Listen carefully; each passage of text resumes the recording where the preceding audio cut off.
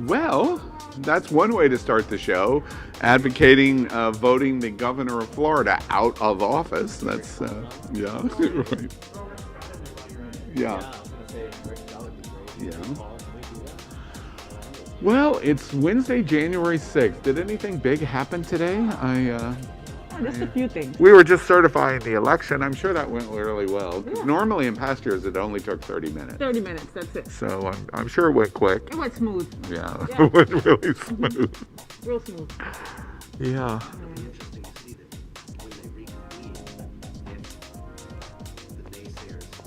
Yeah, yeah, yeah. What's Loeffler going to say?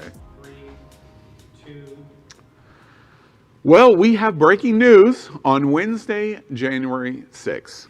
Trump supporters have seized the U.S. Capitol. Today, the simple constitutional authorization of the Electoral College was to take place from the Senate and the House. In past presidential elections, it took as little as 30 minutes. But our worst fears since November 3rd have happened. Donald Trump and his Republican allies have incited a riot mentality across America to literally thwart democracy. Donald Trump and the Trump family got what they always wanted. The U.S. Capitol fell to the Trump rioters in violence and bloodshed with shots fired. Here is what we know at this hour. This morning, at the Trump rally, the protest was to protest the election certification in the House and the Senate.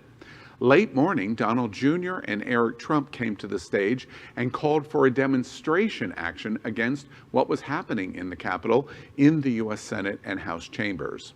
At approximately 12 noon, Donald Trump spoke to the demonstration of tens of thousands and criticized and challenged his Vice President, Mike Pence, for not doing his duty after Pence said he would certify the Electoral College.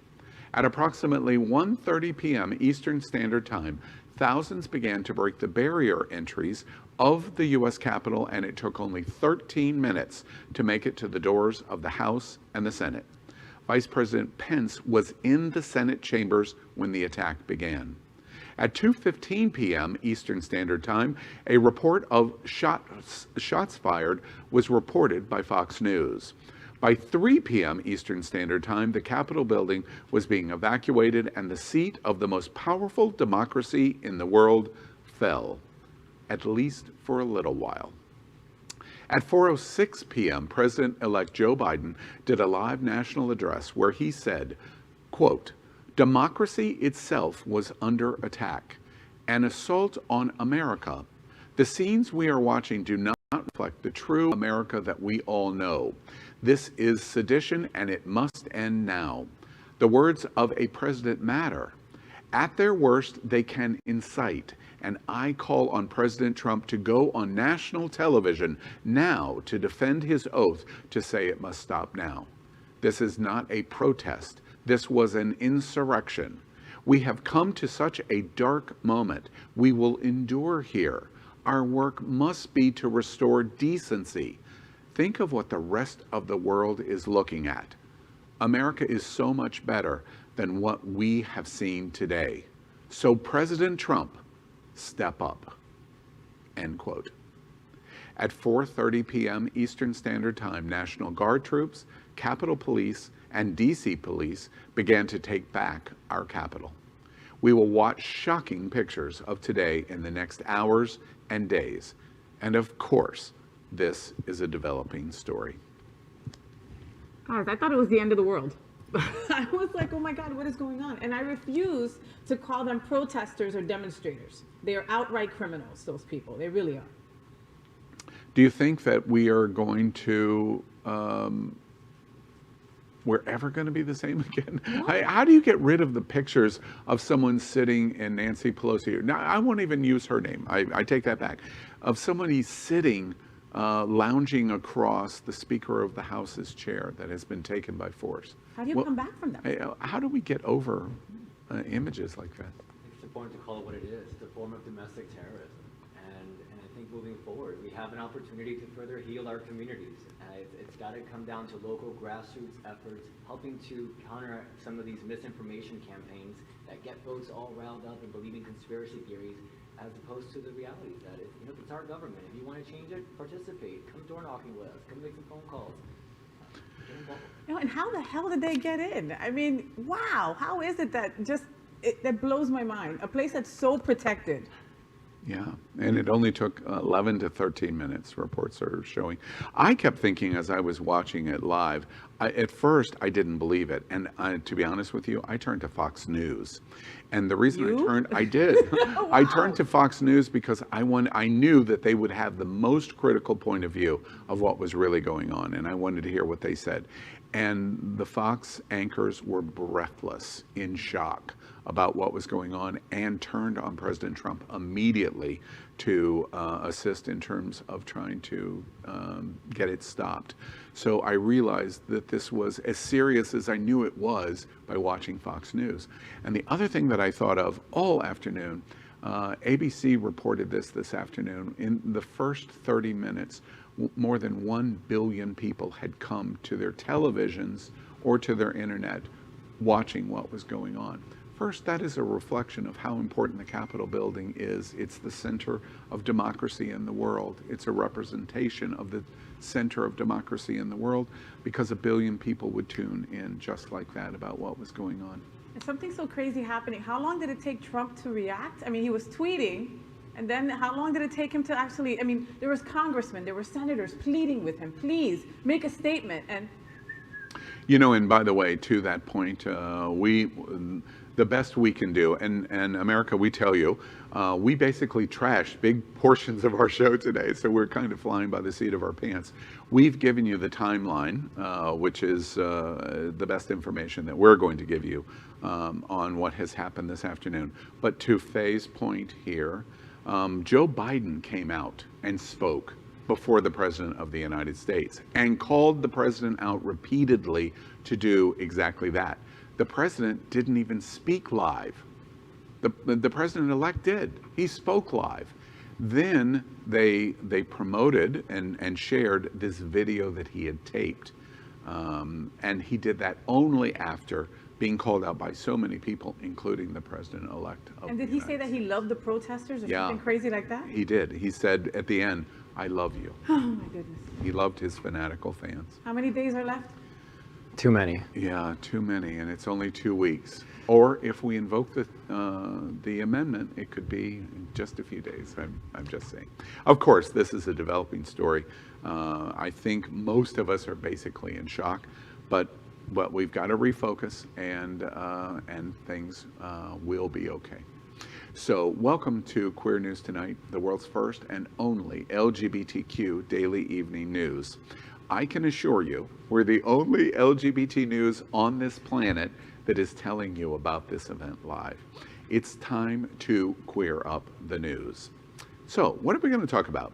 Well, first off, in headlines, Georgia is on our LGBTQ mind. The latest results and impact of the runoff election. And in the big finish, Covidiots, well, it may be the LGBTQ topic of 2021. And we also report party boy former GOP Congressman Aaron Schock becomes the latest covidiot shamed online. And in the big finish, we explore the exciting news of the day. Hashtag Trump is done. It looks like we don't have to move to Canada after all. Yay! And tonight, we report one of the most anti-gay countries is about to host a conference on LGBTQ rights. Are you wondering which one? And in the big finish, we end up our broadcast with Mitch McConnell. Yep, that's it. That's all. So good evening, LGBTQ world. I can't wait to talk about that in the big finish.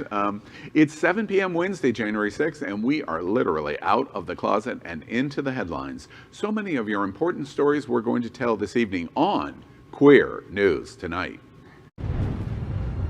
The world's first live daily queer evening news show. Out of the closet and into the headlines on Q News Tonight.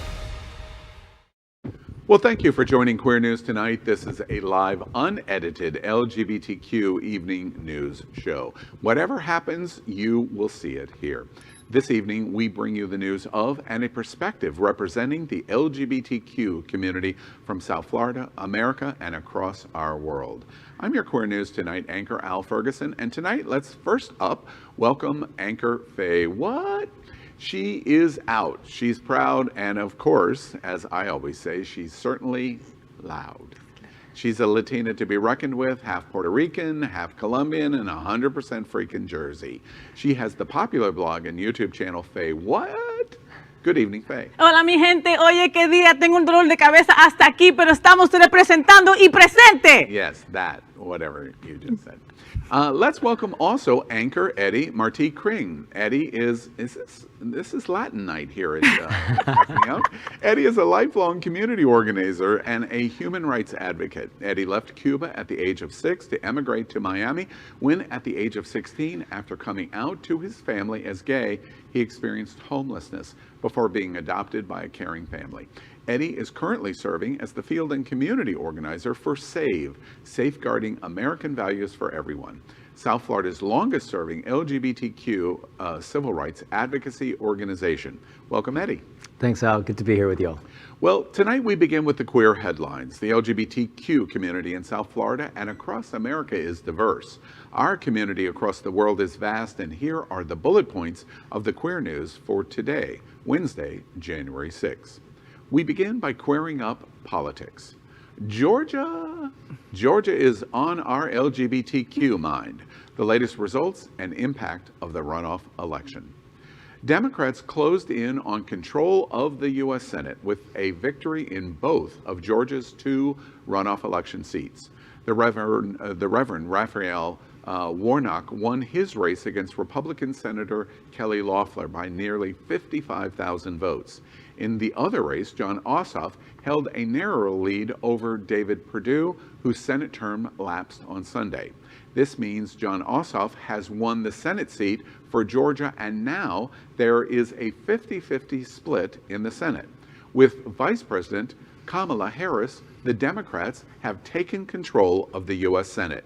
Mitch McConnell has been unseated as the leader of the Senate. The major takeaways are as follows.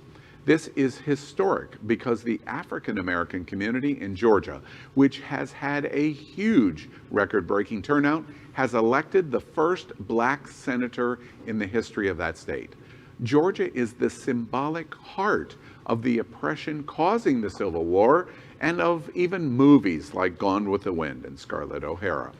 Also, Queer News Tonight makes note that the African American community of Georgia has likely delivered the long-awaited Equality Act to LGBTQ America. It's a moment our community has waited for our entire lifetime. When passed, the gay community will finally be equal in the law, in the eyes of the government, in the eyes of the American people, and in the eyes of the world. The importance of this day, January 6, 2021 in Georgia, will go down in history for the LGBTQ community, all caused by the state of Georgia. We just wish the likes of Harvey Milk, Marsha P. Johnson, and the countless shoulders of the pioneers that helped make this moment possible could share in this victory today. Georgia on our minds for sure. We are so proud of you guys. You guys stood up, you showed up, record turnout, and I see the Equality Act on the horizon, baby. May 1, I think. I love that. And Stacey Abrams and the Fair Fight and all of the organizers and volunteers from all over the country, all over Florida, especially here with our work at SAVE. Thank you to everyone who's tuned in and pitched in to help elect pro-equality candidates. This victory belongs to every single one of you who rolled up your sleeves and chose to show up for democracy and for human rights. Yeah, and you know, an extra shout out to the mayor of Atlanta, Mayor Bottoms. She is a magnificent LGBTQ ally in Atlanta and a voice in Georgia for our community, representing her African American community. And we mentioned Stacey Abrams.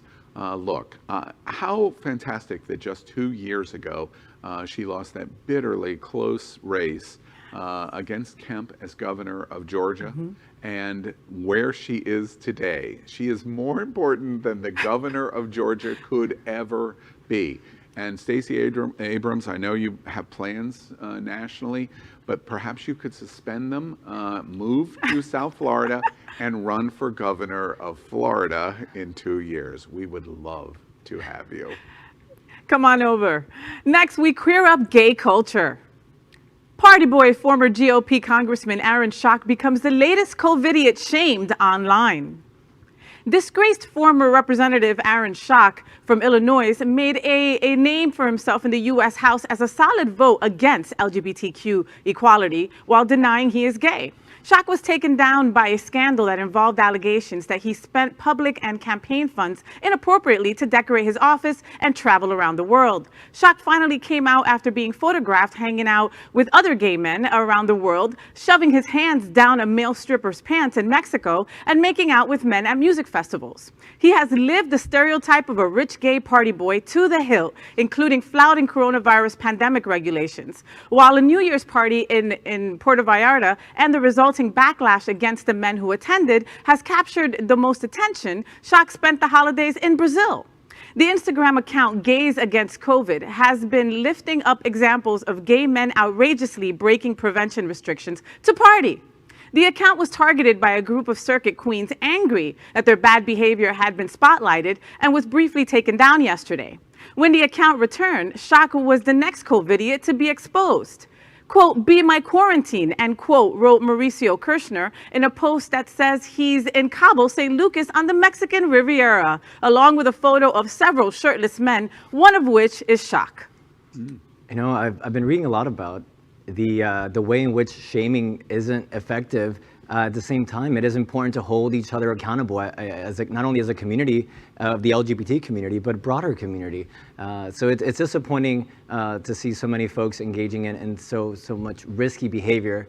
And I hope that we can come to a space where we're making better choices across the board. We had, as both of you know, we had a host at It's Happening Out television network who died of COVID-19. He likely infected several other hosts in the show, including me. I think our needs of following our protocols, including masking, we have to keep in front of us. What is interesting to me here is covidiot. That word is something that may transcend in a very significant way in 21. We have talked about COVID every single show since the first Monday show in 2020. Every single show. We've done so many specials, and we continue to wonder, well, why do we continue to see what we continue to see in the LGBTQ community? Covidiot, while it is shaming, I understand that, this week has been unique. The first week of January 2021 has been unique in that I think we finally may be seeing something that resonates a little deeper. Perhaps not the shaming, but what's behind the shaming of why so many people are concerned. I certainly hope that that's the case. Wear your mask, socially distance, wash your hands, and as soon as you can, get the vaccine. So a few things. Schock, if you don't want people to know that you're gay, maybe you shouldn't put your hand down male strippers' pants. Let's start there, okay? And next, I started following Gays Against COVID on Instagram yesterday. And man, I mean, they've got doctors, nurses, that they're on their own Instagram like heroes. And then they're like in Cabo San Lucas, you know, frolicking with the rest of the gay boys. Man, it's a sad state of affairs. One other thing, I got a private message last night from one of the principal administrators at Gays Over COVID, thanking us for our conversations this week about COVID and the promotion of their site. Their site is virally on fire. You're very welcome. Yeah. Next, we queer up the USA. Dr. Alicia Mousseau is the first out person on the Oglala Sioux Tribe's Executive Council. Recently, Dr. Alicia Mousseau was elected vice president of the Oglala Sioux Tribe, making her the first out LGBTQ person elected to the tribe's executive council. Mousseau said, quote, "To me, it's just about representation. Representation for our youth. It is representation and letting our youth know that there are LGBTQ plus people in office that are trying to make changes for our community," end quote. Everyone at Queer News Tonight congratulates Dr. Mousseau and the entire Sioux Nation. All right. Now it's time to queer up the USA. One of the most anti-gay countries is about to host a conference on LGBTQ rights. Homosexuality is illegal in the the United Arab Emirates, and even cross-dressing is forbidden. But Dubai will host the International Conference on Gender Identity and LGBTQ rights in May. The country has recently started to modernize its legal system to make it less reliant on Islamic law and more in step with other countries. The UAE announced changes to the legal code that better protects women, loosens alcohol restrictions, and alters divorce and marriage laws. The World Academy of Science, Engineering, and Technology's website has information about the upcoming conference, but doesn't mention the country's laws that could end up landing any presenters in prison. Well, that's our queer headlines for today. So let's catch up next on the LGBTQ news surrounding COVID-19 with our special segment called Quarantine Quickies. Tonight, we report the devastating effect that coronavirus has had on the American and worldwide LGBTQ community in total number of cases and total number of deaths. So let's queer up Quarantine Quickies. Fauci reports that the U.S. could soon give 1 million vaccinations a day. Watch this. Slow starts are not uncommon when you have a brand new program that you're starting to get off the ground, in all fairness. And also, it was launched right in the middle of the holiday season of Christmas and New Year's, in which many of the clinics were not at full operational capacity during that time. There was a glimmer of hope because a few days ago, if you had looked at what had happened over 72 hours, there was 1.5 million vaccinations that were put into people's arms, which means about 500,000 a day. So if we could get to 500,000 a day under non-optimal circumstances of a new program and the holiday season, I think once you get rolling and get some momentum, I think we can achieve 1 million a day or even more. By the time we get to the third quarter of 2021, namely the beginning of the fall, that hopefully we will get that critical number. And I've said an estimate, and it's only an estimate because no one knows for sure, of between 70 and 85% of the population that's vaccinated to give what I would consider good herd immunity. By that time, you could start thinking about returning to some degree of normality. Well, the U.S. could soon be giving at least 1 million COVID-19 vaccinations a day despite the sluggish start, Dr. Anthony Fauci said on Tuesday, even as he warned of a dangerous next few weeks as the coronavirus surges.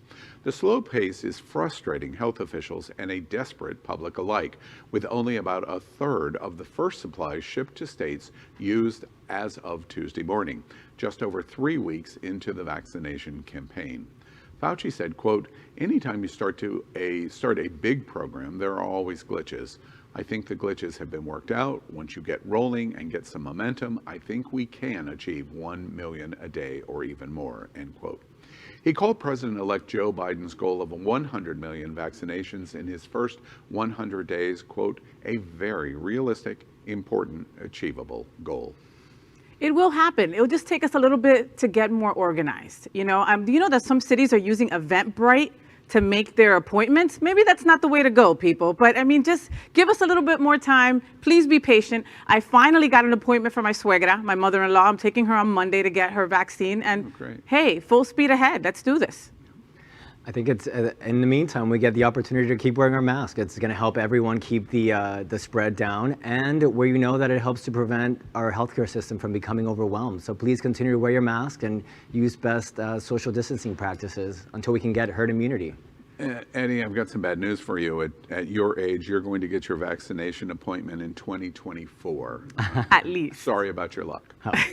Well, that is our COVID-19 news for tonight. Queer News Tonight is proud next to support our local South Florida 501c3 nonprofit organizations and charities. And tonight we are pleased to feature Safe Schools South Florida, a nonprofit focusing on providing safe space for LGBTQ youth and creating safer schools for all students, regardless of real or perceived sexual orientation, gender identity, or expression. And with us tonight, professionally serving as a Safe Schools South Florida's executive director is Schock Galvin. First elected in 1999, Schock Galvin is also the longest-serving councilman in North Miami, my hood, in North Miami's history, as well as the longest-serving openly gay legislator in the state of Florida. He also serves on the board of directors for the AIDS Healthcare Foundation, a global nonprofit organization providing cutting-edge medicine and advocacy to more than 1.5 million people in over 40 countries. So here to tell us a bit more about Safe Schools South Florida and the other great work that he provides to the community, please welcome their executive director and North Miami City Councilman, Schock Galvin. Scott, welcome to Queer News Tonight. Thank you. Glad to be here, of course. Well, a big day, of course. Before we jump into the 501c3, you are a politician. You hold public office. Any thoughts on today? Sure, and I first want to differentiate between me as an individual and me as the executive director of Safe Schools. In this situation, speaking as me as an individual, I have a high threshold for pressing charges against elected officials in this country. A lot of people have wanted to see Trump arrested and walked out of the doors of the White House and put on trial. And I've long said, no, that doesn't do anything to hold our country together. I now believe he should be tried for sedition, and all of those who are going along with everything that's happening in the last 36 hours should be right on the trial stand with him. Wow. Interesting. Well, thank you for the political comments. Now, your hat for Safe Schools. Tell us a little bit about what the 501c3 does in terms of how do you interact with the students and the school system, and what's your mission of what you do? Sure. I'm proud to say Safe Schools turns 30 this year. We were founded in 1991, and we've been working for the last 3 decades to give kids, students, youth, a safe space, whether that's in their school or somewhere else, a place where they can feel accepted and feel empowered. So we've done a lot of GSA trainings, leadership trainings for student leaders of GSAs. We've done field trips where we can bring together the GSA members of different schools so they can network and interact with each other. And we've also done training for adults and for faculty, school members, just cluing them in a little bit about pronouns 101 and other such topics. To give them a little bit of leg to stand on to talk with their students. So primary focus is education, first and foremost? Yes, absolutely. Yeah. And I'm always curious, Happening Out Television Network and our different shows have been really concerned about the effect that COVID has had on 501c3s, funds drying up, donations drying up, the ability to interact becoming difficult. How has Safe Schools done in the time of COVID? We totally rewrote our business plan, if you will. Because everything that we used to do was in front of a live audience, bringing students into a field trip, going out and talking to faculty members, we couldn't do any of that anymore. So we immediately pivoted to an online presence. We started social media channels that we didn't used to have, an Instagram and a Twitter. We now air our own live TV show on Friday afternoons, where we bring in different guests to talk about things that are interesting to the students. And our hosts are all young people, because I wanted those viewers who tune in to see somebody they can identify with. This is one of the rare instances I'm letting you see a gray-haired old man on camera, because normally That's it's no way all to young speak people. to me, Scott. No way to speak to me at all. First off, let me jump right in and give you an open invitation. We would love one of your students to come and anchor one night at Queer News Tonight. That would be he or she is going to do better than me, so no problem. Exactly. Faye's seat is very replaceable. We'll take you up on that. Very. So I've got to ask, Mr. Galvin. So, you're the longest serving openly gay legislator, and you are part of North Miami. North Miami is not like the most gay friendly city. How have you encountered any issues in your term? Yeah, I mean, I've been in office since 1999, which is, A long time. quarter of a century almost now. But I also grew up in North Miami, and as a result, the community already knew me.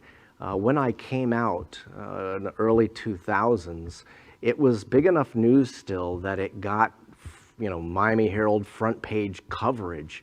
I didn't realize sort of the can of worms that I was opening. But why have I managed to stay in office all of this time in a community that's not normally thought of as an LGBT place? It's because I serve the community. I'm right there for the residents. If they text me or call me or email me, I don't let any dust settle on anything. And I think that demonstration of caring for the community, for North Miami, has transcended any main issues people had with the gay politicians. Scott, I'm curious, as the executive director of Safe Schools and the educational nature of the 501c3, combined with the experience that you just talked about as being a politician coming out and it making front page news in a major metropolitan newspaper. What do you think about the news that we reported tonight that the Equality Act is now almost a complete certainty? It's really stunning that it's still something that we're talking about. When I came out 2 decades ago, there was talk of the United States Constitution being amended to outlaw gay marriage. The fact that we're now making these, head waves on such equality, important issues is absolutely fantastic. We obviously have a lot of work still to go. Don't think that because we win rights on one day, a Supreme Court couldn't take them away on another day. We will have to remain vigilant, but it's really, really uplifting to see us making this progress. Yeah, excellent. Well, Scott, we thank you. How for people that want to support Safe Schools and support the 501c3, how do they contact you? We are on all social media channels with the handle Safe Schools 1991, because 1991 was when we were founded. So at Safe Schools 1991, whether that's Twitter, Instagram, Facebook, you can look us up there and get in contact with us. Excellent. And I've just learned here tonight that you're competing directly with us. You're running your own television shows. What? No, I think it's great. And Scott, a pleasure meeting you. Congratulations. And Mr. Councilman, thank you so much for everything that you've done for the city of North Miami. I mean, he's done food drives and all kinds of stuff during this COVID time. Thank you on behalf of all the residents, and I'm really proud to have you serving for the city I live in. Thank you so much. Thanks, Faye. And Thanks, Scott Al. Galvin with Safe Schools, the executive director. Thank you for being with Queer News tonight. Thank you. My pleasure. All right, well, let's continue our support of the LGBTQ community. Next, we report that Happening Out Television Network helps support our LGBTQ community, and an example of this is Sunshine Cathedral, the world's largest queer church here in Fort Lauderdale. We are broadcasting from our permanent set in supporting that partnership. The network broadcasts the largest LGBTQ religious broadcast in the world, with more than 30,000 watching every Sunday at 10:30 a.m. Eastern, and it's totally live. We encourage you to tune in. Our campaign of sponsorship proudly supports Sunshine Cathedral is my queer church. Watch this.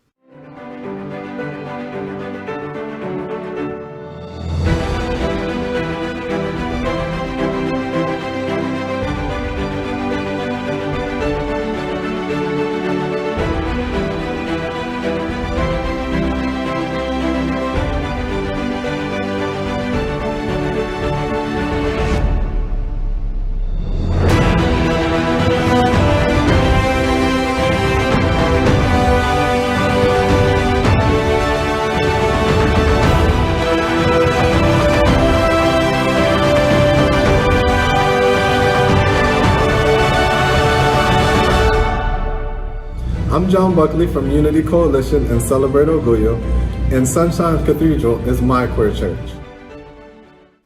We'd also like to thank our set designer, Concepto Modern Living, here in Fort Lauderdale for making this set and this amazing queer church campus possible.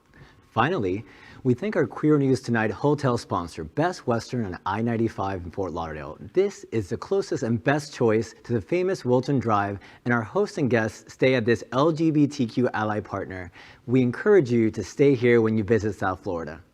Well, next we're going to end tonight's broadcast with the Big Finish. Today's silly, or news that entertains us in the LGBTQ community. First up in the Big Finish, Covidiots. It may be the LGBTQ topic of 2021. Yeah. Any of us Covidiots? Nope, just idiots. Try my best not to be. Yeah. It's going to be a phrase that we hear over and over again, as we talked about in the story about what happened in Puerto Vallarta and the boat. I don't know if you saw the boat going down and people putting Titanic music over it. Covidiots is going to be something that's going to stay with us, I think, through the balance of the year. In the Big Finish, hey, LGBTQ America, good news. Hashtag Trump is done. And it looks like we don't have to move to Canada after all. And Big Finish, Mitch McConnell. Yeah, and that's it. And the Big Finish, Mitch McConnell is also done. That's it. That's it. That's all there is. We got nothing else. Nothing else. Bye. Bye-bye, Mitchie. Nice pick. Nice pick. That was him before his coffee. I get it. That's it. Well, that is today's news for the LGBTQ community on the world's first and only LGBTQ evening news. We're live. Ask me later about what's happening. Is our community important to you? Then help us by liking and subscribing. Ring the bell for updates. Share this news. We are the only television live video news that is out of the closet and into the headlines. We need your support. So I'm your local Al. I'm your anchor, Al Ferguson. And on behalf of anchors Faye What and Eddie Marti Kring, we will see you daily and tomorrow night at 7 p.m. Good night, America.